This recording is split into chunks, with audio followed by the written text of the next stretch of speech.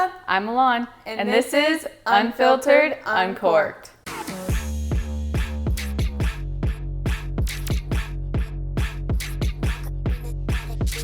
So for today's episode, we have a special guest. And Michaela said last week, came all the way from work. Today we have Big Al. Hello everyone. Thank you so much for having me to your couch. This is so nice. Thank you for coming from work. Of course, I came straight from work. Literally, I did. It's a big work day today. So this is Big Al. This is Big Al. Hi everyone. She's a big dog. What? Manager. Speaking of dogs. Oh, speaking of dogs. We also have Sammy, her dog. Who also came from work. Also came from work. Yes, she loves going to work. Yeah, so we have so much to talk about with Allie that this episode is going to take 2 episodes. Whoop, whoop. Okay. Just like us, Allie came from California too, and she actually decided she wanted to bring her own wine. So Allie, can you tell us what the wine of the week is? Of course. Sorry, I didn't trust y'all with this. Solid. No, it's okay. That's fair. It's okay. No, so I thought since we were going to be talking about wine and kind of just the wine industry as a whole, I thought I'd bring a very special bottle today that I've been saving for a special occasion. And since I love you both so much, I brought it just for you. This is actually a big deal, so I'll try not to cry. This bottle is 100% Nebbiolo from Vineyard Grant James. And Vineyard Grant James is actually the very first winery I ever worked at. That's cool. And this is, I'm pretty sure this is the first bottle I ever came home with from that winery. It's got a little wear and tear on the label. I think I've been through 5 moves with this wine, drove halfway across the country with it, and it's been chilling in my wine fridge. So it's been chilling in my wine fridge waiting for a special moment. And for all of you listening and watching, I did tell them to beware that it might be vinegar because it is old. And that's what happens. We always say wine gets better with age until it doesn't. And it was a gamble, but we threw it in our makeshift decanter today and it smells really great, so I'm excited. Me too. I'm Thank you for excited bringing too. it. Yeah, for thank you. Of for course. your episode with us. That's Do you want me to awesome. pour it for you? Sure. Okay. Sure. Hand me that. Hand me that. So I also like to say little tricks of the trade you guys get from me today. One of my favorite things is there's no such thing as a decanter. Like I always say, anything can be a decanter. I have used a 5-gallon bucket. I have used a pitcher. I have used a protein shake cup. Mix it up together. But really, for any wine that you're aging or any wine that I guess ChatGPT recommends you to decant, since that's who we ask now. Thank you. It really just needs to be transported into another vessel to allow it to get some air. So that's what we did. We put it in this beautiful Milan class of 2024 A&M pitcher. So Gig 'em. Aggies. And this is 100% Nebbiolo. It is grown in Ramona Valley. So Ramona Valley actually has its own AVA. And they grow a lot of like Italian and like Southern Italian, Southern French varietals. And if you didn't know, fun fact, Nebbiolo is actually the main grape in the Barolo style wine. And Barolo is a style of wine, it's actually not a grape. So if you ever see a bottle that says Barolo on it, it's supposed to be 100% Nebbiolo. And that's Italian. But in Ramona, they have a very similar climate as Italy, and so they grow a lot of things, Sangiovese, Nebbiolo, and others that grow really well. So Awesome. We did some of our research on Yeah, that. we did some research wow, I today. didn't even need to be here. Just kidding. No. No. So, some of the Let me hear research it. we did. Can we cheers and take a sip though? Because Yeah. I'm like ready. Yeah. Cheers. Wait, that one sounded good. I don't know why you guys can't cheers. Watch. Oh wait. Maybe it was it's the microphone. I think the microphone Okay, stopped it from let's get it choosing. ready. Okay. One more time. Cheers. Ooh. Oh, that's good. Yeah. So this episode we decided to bring out our handy dandy tasting diary because we thought it'd be good so listeners can kind of learn how to wine taste. and we thought having a very seasonal pro with us for the first one would be very helpful. Super Okay. fun. I love those little books. Yeah. Yeah. Aren't they Should cute? have told me, I would have brought mine. Oh. I'm just kidding. So sorry. I do have one though. I'll take a picture of yours and copy. Yes. It comes with this cool color chart too. I like, yeah. Yeah. You have to put Oh, mess around with that's it. awesome. Right? Isn't it fun? Today's date, the 9th, Yes, ma'am. -25. Okay. So in these wine diaries, they'll ask like a lot of questions, so you can kind of keep notes. Who'd you say produced it? So the producer is Vineyard Grant James, small family-owned winery in Ramona. It is actually owned and operated by a woman, so female-owned, female winemaker, female vineyard manager, female boss. Wow, that's awesome. Yeah, she started they just bought the property, planted vineyards, and she has about 10 acres of vineyards, and she grows a lot of different things, but the main ones she grows are Sangiovese, Merlot, Nebbiolo, and Viognier. But when I first met her, she was running the whole show, so like I mentioned, vineyard manager, winemaker, business owner, tasting room manager, wine club I worked director. out one of those. Yeah. And I kind of came in and started helping out in the tasting room and then fell in love with it. And we'll talk about that later. But Vineyard Grant James, and then Is it a vintage? Do you know what is it? the vintage is 2013. 2013. So it's an old girl. And then the region is Ramona. You can put sub-region, you can put Ramona Valley AVA. That's like the official classification of the American viticulture area. Look at you with those big words. I have lots of big words. Country, USA. I accidentally put Wow, USU. good job. Wait, what? USU. Is that it? Yeah. Yeah. Yeah. Now we okay. good. All right, aroma. Aroma. Aroma means nose. I'm not very good at this part. That's okay. Me Because neither. it's older, honestly, like with an older wine, I tend to get a little bit less fruit on the nose and more of the secondary aromas, like from the barrel. I'm kind of smelling a little bit of leather. I get a leather and like baking spices. At first, I thought you said bacon spices. Yeah, bacon spices. You know those bacon bits. No. The bacon bits. But yeah, baking spices, like maybe some star anise, and I get some sweet. What's Is that that other right one? or no? yeah, it's not from sugar though; it's from aging, as Okay. well.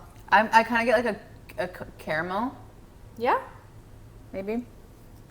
And remember what I tell customers all the time is there's no right or wrong answer. Like everyone has different palates, everyone has different perceptions on what they're smelling and tasting. I mean, as long as you're not saying that it smells or tastes like pineapple, I think you're good. You know, you want to obviously stay within the confines of it's a red wine, but you guys might get things that I don't get. Yeah, I think the sweetness, I'd get like sweet cherry. Yeah. Almost a candied cherry maybe, or a super ripe cherry. But not like a fresh cherry. Like a dark cherry. Or maraschino. Like a chocolate covered cherry. Oh. You know, like the Like the what you get in the.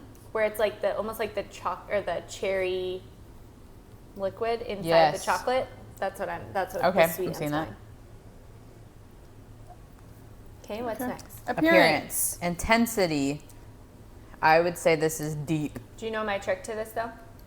So if you look down, so I always use something white, so we're gonna use this. But if you put it over something white and you look, if you're using stemware, not stemless, but if you look down, if you can see the actual bottom of the glass, that would mean it's not heavy. But if you can't see it, that means it's, I'd say it's pretty deep. yeah, it's deep. I agree. Okay, cool. So yeah, I would definitely say deep. Usually if like you can see it but not really well, it would be medium, and then pale would be like if it's a super, Like super light and you can see straight through through the it. wine. Okay. Okay. Then color.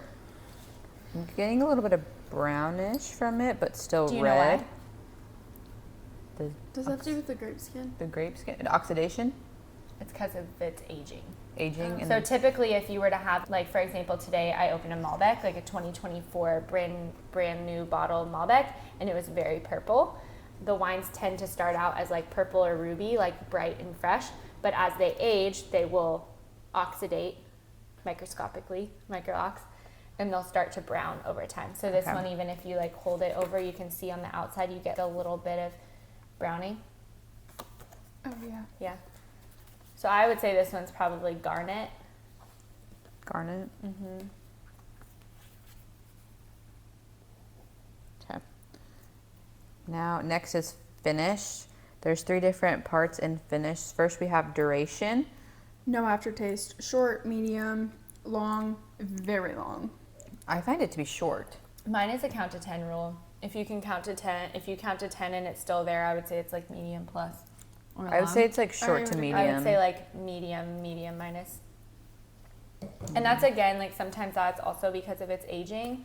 So as the wines age, they will actually start to lose fruit, which is why we get a lot of those secondary aromas first, because they start to lose the freshness of the fruit, so you might lose the finish as well. Taste, tingy. Tart, soft, Wow, I need glasses. Soft, That is really smooth, small. fresh, and woody.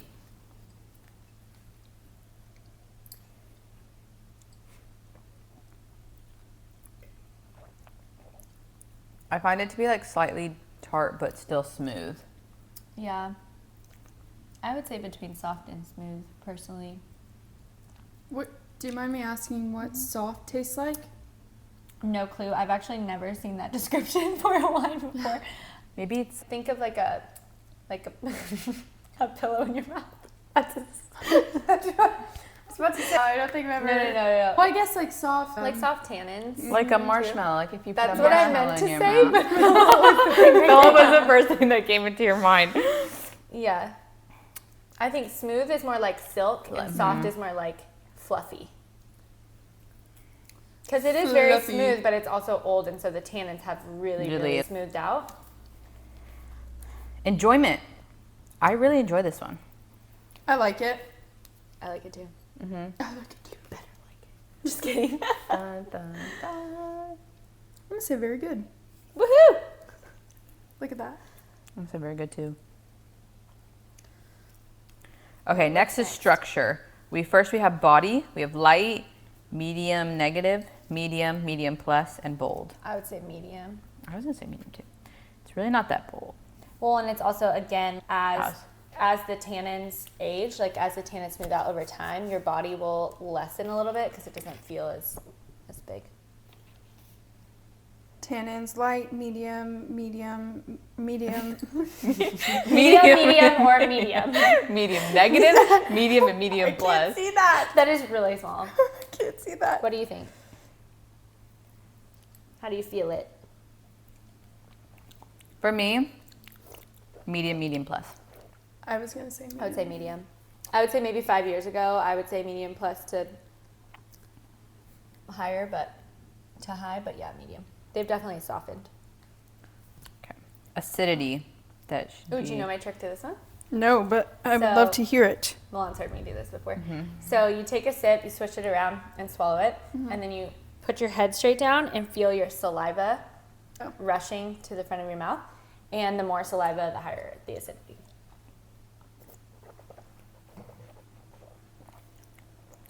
My double chin. And for me, obviously, if you've never done that before, you wouldn't really know how much or how little, but I would say it's medium. Medium. I was gonna say I felt some. It was a good amount, Yeah. but it maybe medium plus. Alcohol. Do you know the alcohol percentage on this? Actually, I don't, but I can look. 13? I say 13.7. Yeah, I want you guys to guess. 13.7? Wait, hold on. There's no guessing for me. I have no idea. I don't even know how to taste and be like, 13.7. 13. Even.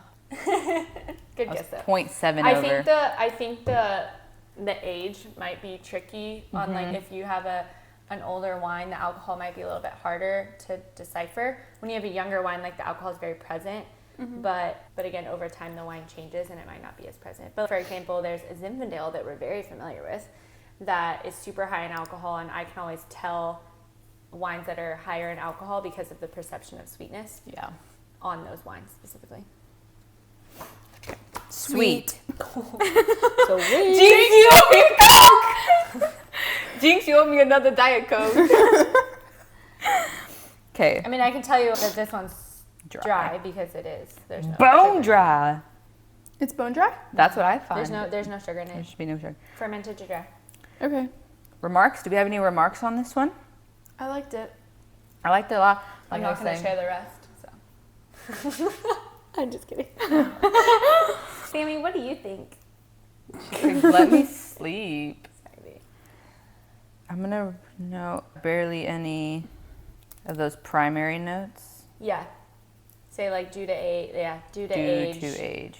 Less primary aromas, more secondary aromas. More secondary. And tertiary. There's some of those like oh tertiary, yeah, secondary and like tertiary. age notes, like that like the pruning or raisioning notes. That's a tertiary note. Primary aromas are what comes directly from the grape itself. Typically, that's going to be your fruits and florals. So if you guys are getting any sort of like cherry, blackberry, any sort of fruits from your red or white, citrus, stone fruit, and any florals, that comes from the actual grape. So that's a primary aroma. Most whites, unless they're an oak, only have primary aromas. So if you smell or taste something in your white wine that's not a primary aroma, that's like an immediate indication that they did something else to it. Like maybe it aged in barrel, or maybe they did concrete or malolactic fermentation. Secondary aromas is what come from the winemaking process, including the barrels aging. And so any fermentation or barrel notes are going to be your secondary aromas. So baking spice, chocolate, caramel, vanilla, leather, those things. And then tertiary aromas are more like after the wine is made, it's your aging indications in the bottle. I guess leather can also play into that too. But any sort of raisioning or things like that as you age the wine, that'll be tertiary. Mm-hmm. Okay. So white wines can get tertiary notes, and we can actually talk about that in part 2 of our Yes. podcast with the next wine. Okay, we're gonna give this a rating out of 10. I liked it. This is my first time having a Nebbiolo. Same. And it is 12. Yeah, and it's 12 years old, and I think it's done really good. I definitely think this would be good with dinner for sure. Oh. Nebbiolo, especially like Italian wines, like higher end, higher priced Italian wines are meant for food. Like Americans have done this really weird thing with wine where they've made it a beverage, but in Europe, like wine was meant to be basically a condiment. Like wine was meant to be something that you accompany your food with.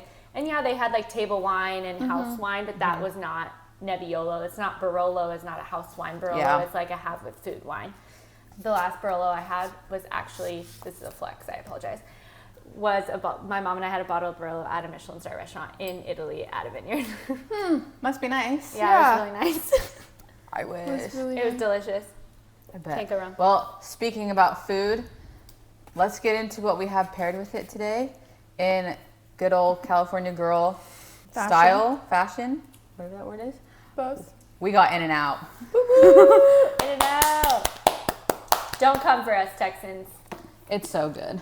Okay, should we say what we all got? So I get a cheeseburger protein style, and what protein styles mean is there's no bun and it's wrapped in lettuce. And the reason why I like to do that, oh my Lanta. The reason why I like to do that is because sometimes I feel like the bread can overcompensate and take some of the flavors away. And also, if I don't eat bread, it gives me room for animal fries. I love how you described your burger like it's wine. We should. I describe everything like it's wine. This burger is from In-N-Out. It has a whole grilled onion that really just brings it together. With each What aromas bite. are you getting out of those grilled onions? Beef. I get beef. I get a whole grilled onion, a... That's on the menu. You could ask for whole grilled onion. Yeah, they Yeah. grilled my Oh, onion instead of whole. like chops like mine. Yeah. Yeah. Hold, sit, you got yours. And fries. Well done. You just got a whole grilled onion and fries. Oh, You didn't get a burger. a burger. The burger has a whole grilled onion. I get a burger with a side of paper. Honestly. Just kidding. So this is a new thing for me.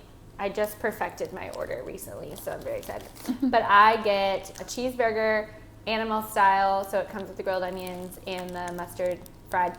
No pickles, no tomatoes, because it gets like soggy. And I love the bread because it's grilled and it's crunchy and it's yummy. And the key to all In-N-Out orders, fry, well done. And I agree. then Sammy, every time, Sammy will get a hamburger patty, no salt. Because she's a sensitive girl. While we're eating this amazing burger, Michaela and I did do some research before you came, and we wanted to kind of talk a little about what we found out about Nebbiolo. Michaela, what does Nebbiolo mean? Where did that name originate from? Yeah, so it's an Italian name. Let me find it. Oh. It got its name from nebbia, and that's not saying it correctly, but that's Italian for fog. Oh, interesting. And the olo in it is because it's from the Barolo. Thank you, region. And they named it that because the fog frequently rolls through the Alps and the regions in the fall, which allows the grapes to mature slowly and late. Something else that we also learned is that the grape skins are thin. They have like high acidity, high tannins, really delicate aromas. You get notes of like rose, I tend leather, to get rose a lot. Rose, leather, anise, Not cherry. on an aged Nebbiolo, but no, more. I kind of get more leather for this one.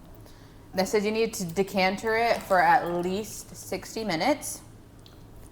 And you can sell it for 5 to 25 years. It's grown in regions like California, Washington, Argentina, Australia, Mexico, South Africa, and the main one was Italy. Know where it doesn't grow? Texas? Texas. Yeah, no. If anyone hears that a grape has a thin skin, probably doesn't grow well in Texas. Foods that it pairs with: creamy and cheesy dishes, high in fat to counteract the intense tannins. So like some dishes I saw were like truffle risotto, butter pecan raviolis. Earthy things do really well too. Something I also saw is like the different regions. There's North Piedmont, South Piedmont, and I'm gonna say this wrong. Valpolicella? No. No. Valtellina. I don't know that one. But like in South Piedmont, they have like bolder and higher tannins. In North Piedmont, they have lighter, elegant, and like softer tannins. And then in Valtellina, it's a cooler climate. It's elegant, herbal, and floral. It has medium tannins, and it also said it was pretty similar to a Pinot Noir. Something that I read too was that, like, they're also known for their white truffle in that region. And it was like, it also pairs very well with this wine. And they said whatever is grown around there pairs well with it. What grows together goes together. No, that's very true. I definitely agree with the what grows together goes together. I mean, it makes sense. Yeah. And another thing I love about Nebbiolo, and you kind of mentioned it, Milana, is it is very versatile. Like, it's very different no matter what region you're growing it in. It can have a lot of different styles. Another grape that I like that's that is Syrah. Because wherever Syrah is grown, it really soaks up the terroir around it, and it's kind of different everywhere you go, which is cool.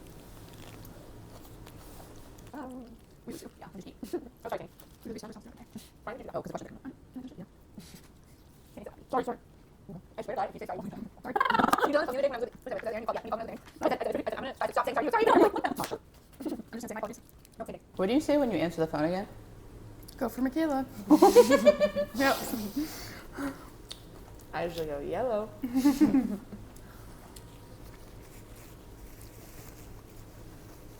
Smack. 10 out of 10. I recommend. Do you want to add anything to that sentence? Eating in and out. It's what's for dinner. Oh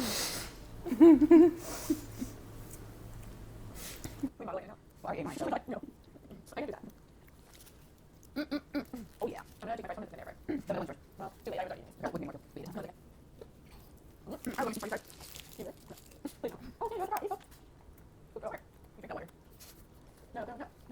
The reason why we brought Allie on to our podcast is not only does she work with us, but she has a lot of experience. She also grew up in California, like I said earlier, and moved out to Texas. So my first question for you, Allie, is you grew up in California. What surprised you most about moving to Texas when it comes to the wine scene? The humidity. Just kidding. So I feel like one of the biggest things, and this is not necessarily a knock on Texas, but something that like I've really loved to, the thing that I've loved to work on the most is the education. I feel like especially where we work, and it's not a knock to anybody. It's just there's definitely, because we're not in a wine region, there's definitely a lack of education on wine. Mm-hmm. So I've met a lot of people that are like, I love Cab, I only drink Cab, I only drink Chardonnay, I only drink this, I only drink that. And I say, give me a minute and I will change your mind. And really just opening people's minds up about like different styles of wine, and that there's more to just Cab and Chardonnay. There's a whole world of wine out there that they might not be, I guess, exposed to. But that was probably my biggest surprise, because I come from a very like niche wine region where there is a lot of education and awareness on different wines. Mm-hmm. I agree. I feel like in California, everyone is going to a winery at least once a It's week. mentioned like somehow. Yeah, it's part of the lifestyle in California, because in most places in California, especially where we're all three from very different areas, but there's wineries everywhere in California, where we're at here, there's really only two main wine regions, and we're not in a wine region. That's true. So it's amazing that people are coming out to the winery and wanting to experience it. And then when they get there, my goal is to educate them and expand their knowledge on the wine. Something like to piggyback off of that too is a lot of the people out here don't know, because they've never been to a winery. I in a way, there's like a winery kind of like etiquette in a way, or like an open, because I feel like a lot of people are like more open to trying more wines, but it's also because they have practiced going to all these wineries, and there's like a way that like wine tastings are, and I think some people just don't understand it because they don't know about it. And so I see that a lot too. Like a lot of people are coming and they're like, well, I thought I would get this and that, but it's different than a bar or a club or different thing, or like even like nice restaurants too. It's going to be different in a way. And so I think it's cool that the Texas wine region is starting to slowly be like up and coming and educating. Yeah, I agree. It's like one of the funnest parts too, being able to talk to someone and some people get really excited about it and want to learn as much as they can. Yeah. And then sometimes not so much, but that's okay. So I got another question for you, Allie. Yes. Which wine region inspires you the most and why? I don't like that question. Just kidding. That's hard. That's a great question. Right? Wow. Wine region. I would say, Allie's been all over. I know, that's why it's hard. And you've been into like some places that I feel like most people wouldn't go to, like Utah, right? You went to Utah? Idaho. Idaho, my bad. My Idaho. bad. Yeah. So I'm going to answer almost your question. Is that Okay, that's fine. So the regions that inspire me the most are the ones that are like breaking the mold of like traditional winemaking. And I think, there's so much to say about this like historical winemaking techniques, and this is the way we do it and these are the rules. But I think what's really fun and inspiring is to see wineries kind of like break that mold and be like, you know what, we're going to put this in concrete, or we're going to put this in clay pots, or we're going to take this wine, but, or take this grape, but treat it like we're making this wine. Kind of like trying new things and being innovative, I think is really exciting. Like how we did the Blanc? Yeah, like exactly. Like we took Blanc de Bois, which is typically made in a Sauvignon Blanc style, like New Zealand Sauvignon Blanc style, but we made it in a Chardonnay style. We had to, but it was also like cool that we were able to do that. And now really it was so good, we're doing it again.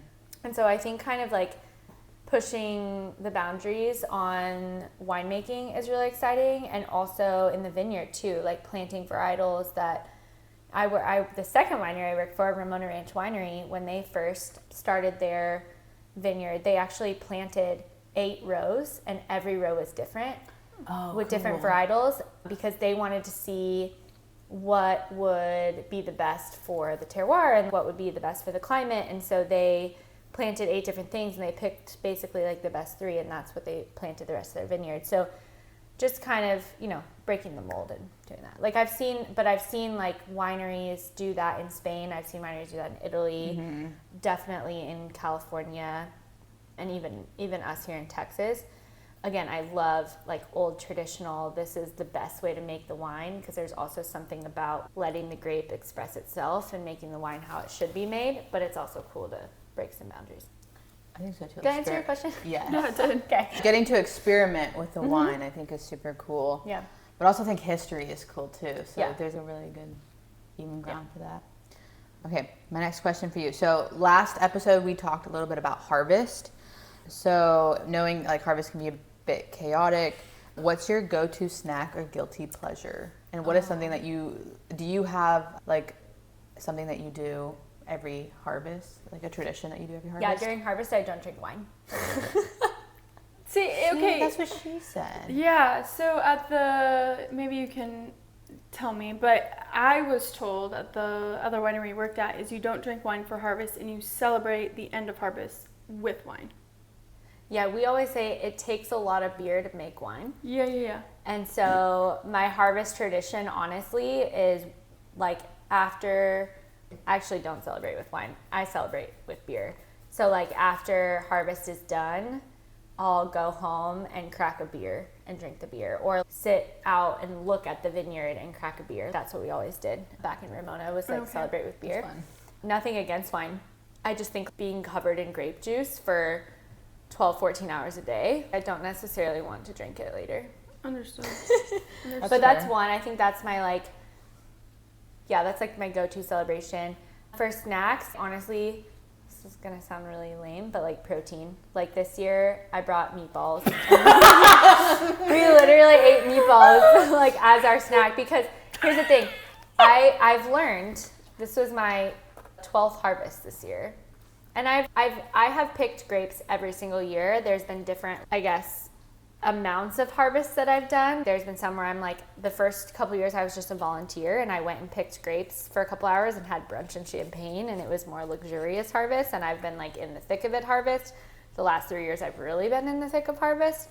So it depends, but I have had 12, 14-hour days where I forget to eat, because you just forget to eat. Yeah. So I've learned that I have to bring snacks. I also have to prep the snacks the day before, because we're there, we wake up at 5 a.m. I'm not really awake until 9 a.m. So like I just have to be prepared, or else. And for me too, I think what the biggest thing I love about harvest is it's such a team project. It's a team project. Yeah, and so for sure. If like your team is as strong as its weakest link, and so I'm trying to make sure that I show up for everybody and I bring snacks for everyone so they also show up. We talked about your meatballs. Oh really? We shout you out for the That's so meatballs. funny. It's what got us through. We said it was the harvest snack that got us through.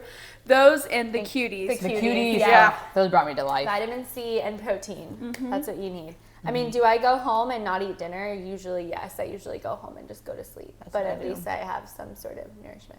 Harvest is the best, though. It is. It's a lot of fun. It's like the best chaos. So much chaos, but I love it so much. And I so feel like rewarding. you really get to know everyone. Like, Definitely. truthfully get to know everyone. I hate to say it, but I feel like I'm almost responsible for this friendship, because I made you guys do nets during harvest, just That's the two of true. you. That's I was very like, true. you two go, and then I had to break you up because you wouldn't stop laughing. But no. But I think I wanna say harvest we is still great worked. bonding. We still work. But like even last year, for example, like last year for harvest, not this year, but the year before. Yeah, I keep going. You said at the beginning you were I know, I ready for go it. in and out all over the mic.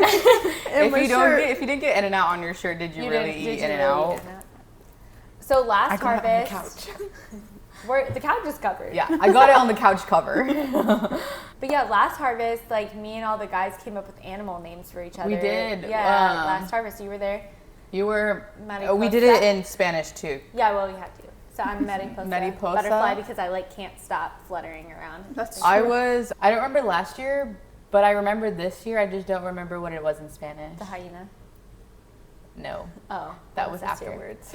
What was this year? It was the little baby tiger. Oh, that's the right. little The baby tiger. The it's baby like, leopard. Yes. Yeah. It was like a little baby snow leopard. Yeah. I think it was like a miniature one. Super cute. I was a hyena. I mean, That's because Malone and I laughed. are you mad about it? No. No, it's kind of funny. It's pretty funny. Yeah. So so I guess let's go back into what drew you into the wine industry, and did you always imagine yourself, one, in this industry, and two, becoming a general manager, like being in that role for? Yeah, so when I found wine, I was teaching preschool. What's needed? Yeah, so my grandparents on my mom's side, they have always traveled the world and been loved wine and been members at wineries in Paso and Napa and all these places, and they would always come back, whenever we would have family events, they would always bring wine. I was definitely introduced to wine at a younger age than most, but I would say, I would say I didn't really understand or know any part of the business side until I started working at a winery. I was teaching. Sorry, Sammy. You scared the crap out of her. Okay, come on, baby. Come on, honey. Sammy, girl. She was gonna swing. I'm She so was sorry. gonna swing. It's okay. It's just the TV. Come on. Come lay down. You want a French fry? Come here. Come lay down. Lay down. Thank you. You get me moving for a French fry too. Go, girl. Okay, Choppleton. Oh, Choppleton. Where was I? What was I talking When about? you were teaching. Oh, yeah. So I was teaching preschool full time. I was in school for education, and I had a little free time on the weekends. So I started working at Vineyard Grand James for fun, just pouring wine, just very easy, just pouring, letting people sip, talking, chatting, having some adult time after being with preschoolers all week. And honestly, it hit me hard. I fell in love with it. I fell hard and fast for the wine industry, and I started very quickly helping out with other things like events, wine club. Here's your drop. And basically anything I could get my hands on, I wanted to help out with. But then it started to be too much work, because then I was working Saturday and Sunday and then teaching full time during the week. And so one day, I'll never forget, I was with Suzanne, the owner of Grand James, who I love to death, and we were using dusters and cleaning the spider webs on the patio one Saturday morning and talking about different things I could help with. And I told her, I was like, hey, I'm not going to have as much time coming up, and so I might not be able to help out as much. And she goes, well, why don't you just quit your job? And I said, what do you mean? You can't hire me full time? All these wineries in Ramona, they're small, family owned. They don't necessarily, not that they don't need anybody, but they were only open 3 days a week. They didn't have any full-time jobs for anybody. And she ended up introducing me to two other wineries, Ramona Ranch and Hatfield Creek. And between the three owners, all women, winemakers and owners, they basically created a full-time job for me. So I worked basically part-time for all three, so that I would have a full-time job. That's fun. Yeah, it was really cool. So I basically worked 2 days a week for each of them. And then sometimes it would be half days from home. So I worked, basically I was at a winery Thursday, Friday, Saturday, Sunday, and then I would work 1 or 2 days from home, half days or something. So I did everything from obviously the tasting room, wine club, admin, social media, all those things. And that's kind of how it started. And then they actually sponsored me to get my wine business management certification through Sonoma State. Nice. And so I was able to get that, and then it kind of just took off from there. That's really cool. That's so cool. How was it kind of managing 3 wineries at the same time? I definitely had to learn how I time manage. At the time, I think I went from 1 job to 3 jobs, and what was good is they were all very similar in size, and I guess they also kind of had similar business practices, so that was nice. But basically I would just have to segment my time and be okay, I worked every Friday at Ramona Ranch and I did the tasting room. I worked every Saturday at Vineyard Grand James and I ran the tasting room. I worked every Sunday at Hatfield Creek and ran the tasting room. And then while I was there, if there was time, I would do other things, and then I would take everything else home with me. And so basically when Tuesdays and Wednesdays, I would just do things from home. That's really cool. I learned a lot. I bet. A lot. I feel like at the smaller ones, I mean, from my experience, you learn a lot because it's all everyone's hands need to be on it. Everyone's hands on it. Like you're it. You're also just it. Yeah. Mm-hmm. You're all it. Yep. I agree. Cool. No question. Does that answer your question? Yes, that did answer my question. Thank you. Mm-hmm. As a woman in leadership, Allie, what's one challenge you faced early on that shaped how you manage today? I would say that, honestly, like this industry is definitely historically male dominated. Yeah. Which is really funny because if you look at statistic in marketing, wine, specifically wineries now, it's all women. Yeah. Who are like going to wineries and like buying experiences, but you know, old school wine business is mostly men purchasing really expensive bottles at dinners and things like that. And so it's kind of just like funny to think about. But I would say not only being a woman in the industry, but being young as well has definitely been challenging. There's been multiple times where I've been mansplained things that I've known for 10 years. Yeah. Or I've been told I don't know, even though I've just told them what I know. Or my favorite thing is when I tell them something and they repeat it back to me like it was their idea, like it was their thing to say. That's my favorite thing.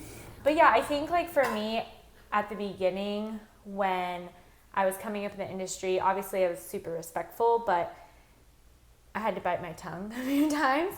And I think now I just kind of laugh it off and I share my knowledge. I share, what I have to offer and back it up with data and back it up with my experience. Mm-hmm. And if they don't receive it well, then it is what it is.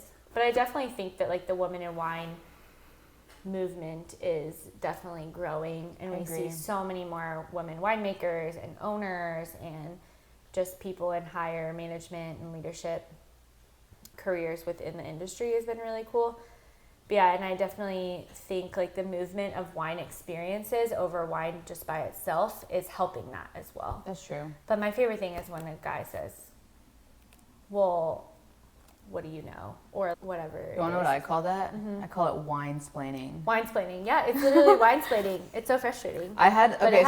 It came from a wife of someone who, I don't remember if she said her husband did like several WSET classes where like he was a somm, but she kept trying to wine-splain to me, but when she was wine-splaining, it was always the wrong answer. Mm-hmm. And she said, well, what do you know? And I was like, well, I actually went to school and I've worked in the vineyards before. Like I have a degree for it. So that is what that is. Yeah. And she kept arguing. She's like, no, what is it? I'm like, that is what it is.